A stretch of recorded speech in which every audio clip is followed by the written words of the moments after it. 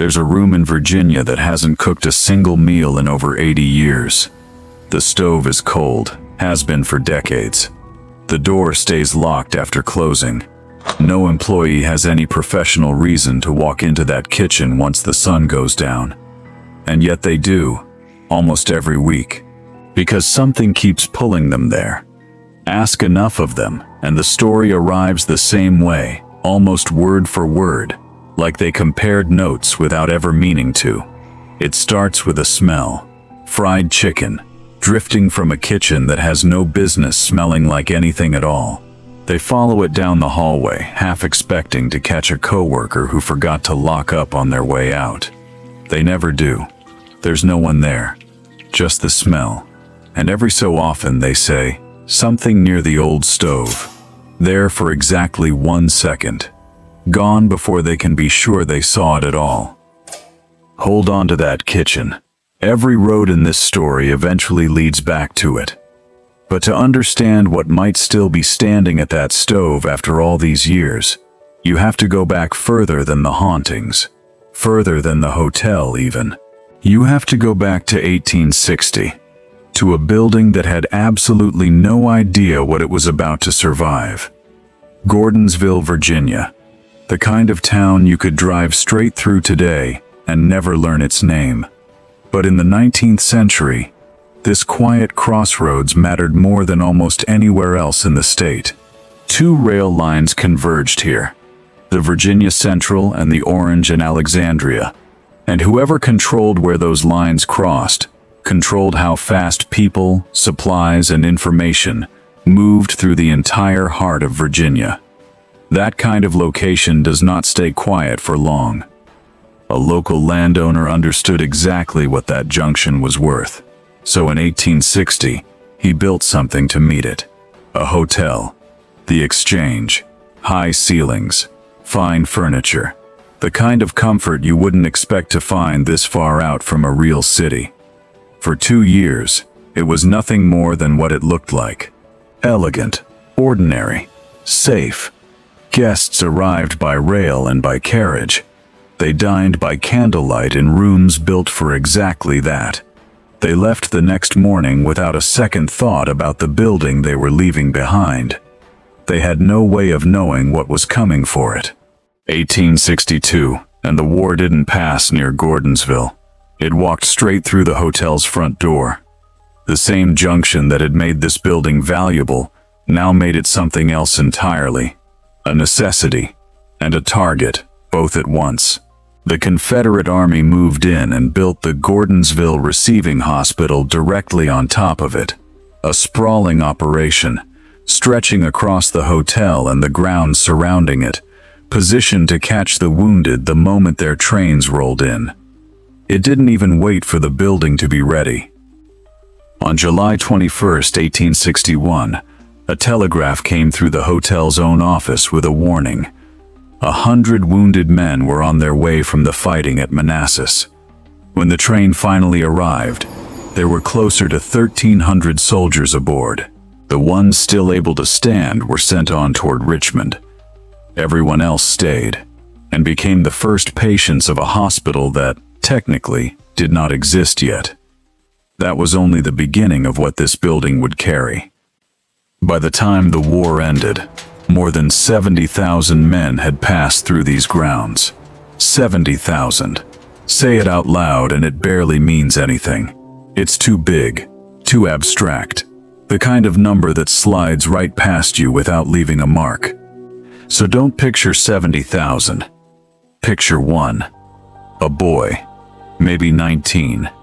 He has never in his life been more than 30 miles from home.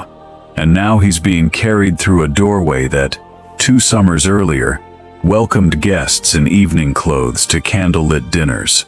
He's lying in a room that was built for laughter, listening to sounds it was never built to hold. He doesn't know if he'll be treated first, or last, or at all. He doesn't know if the voice beside him belongs to a doctor, or to another boy just like him, waiting for the exact same thing he is. Now multiply that single moment by thousands, happening at once, night after night. inside a building that was never designed to survive any of it. And according to the people who've worked inside these walls ever since, some of it never fully stopped happening.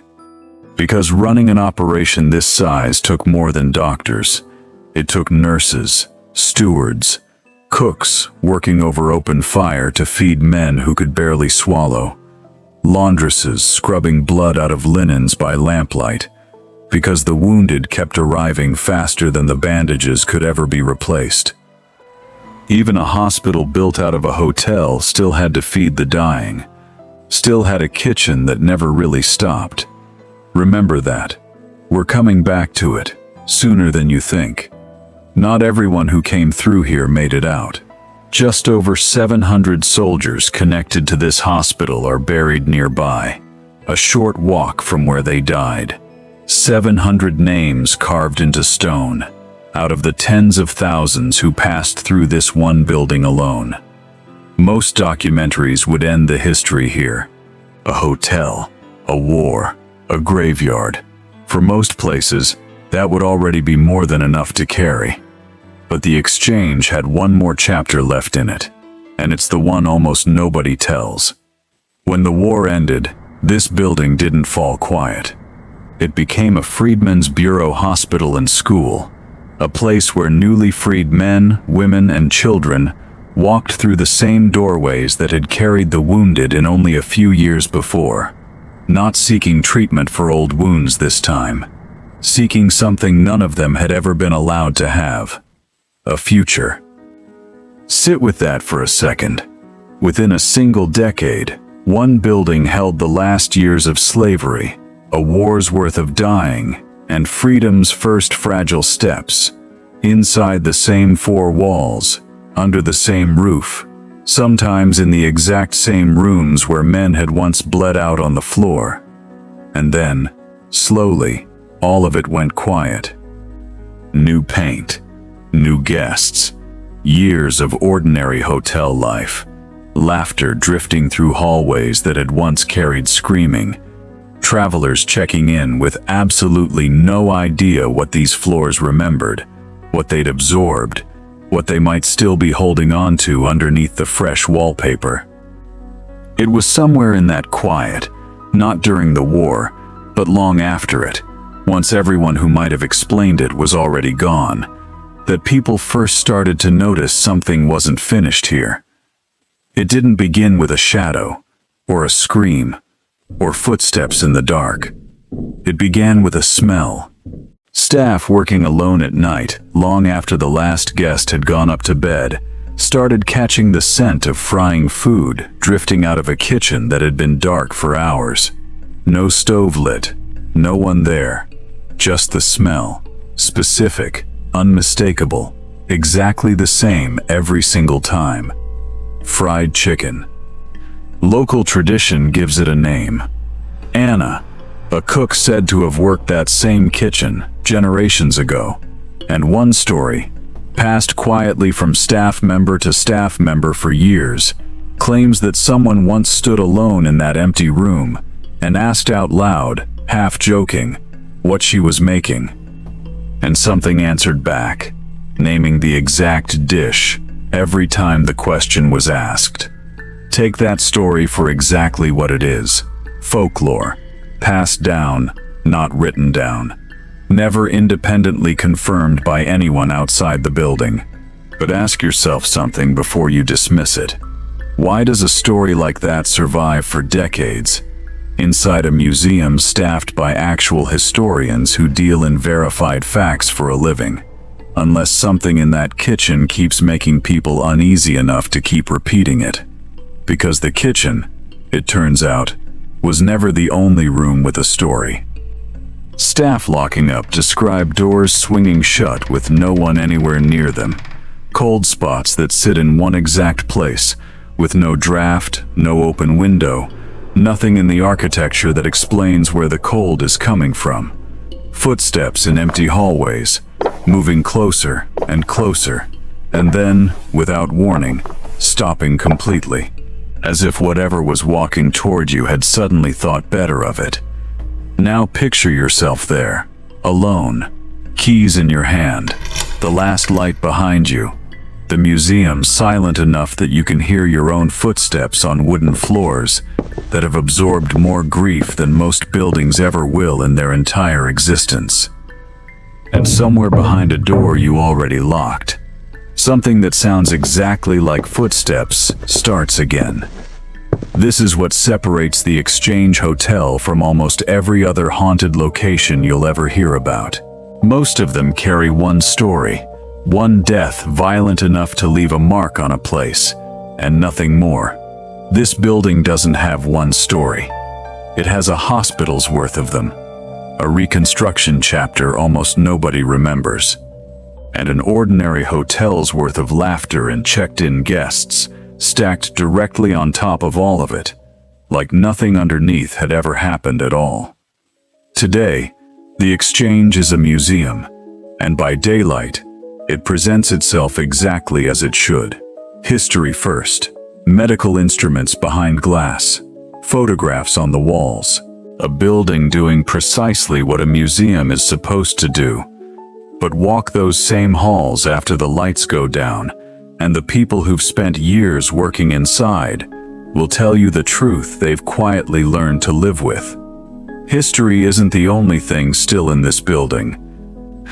We may never know, with any real certainty, what remains inside these walls. No recording, no photograph, no single piece of hard evidence has ever settled the question. It probably never will. What we do know, because the historical record leaves no room to doubt it, is what happened here.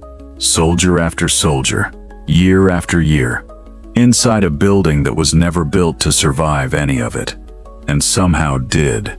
More than 700 soldiers connected to this hospital are still lying in a cemetery tonight, less than a mile from where they died. More than 70,000 men passed through the wider Gordonsville medical operation this building became a part of. Somewhere in the space between those two numbers is everything this place has ever quietly held on to.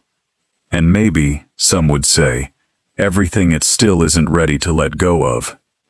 So if you ever find yourself standing in that kitchen, alone, after the lights go down, and the air suddenly smells like something cooking, don't reach for an explanation too quickly. Just ask the question the staff still can't answer, after all these years of asking it themselves. What, exactly, is still there?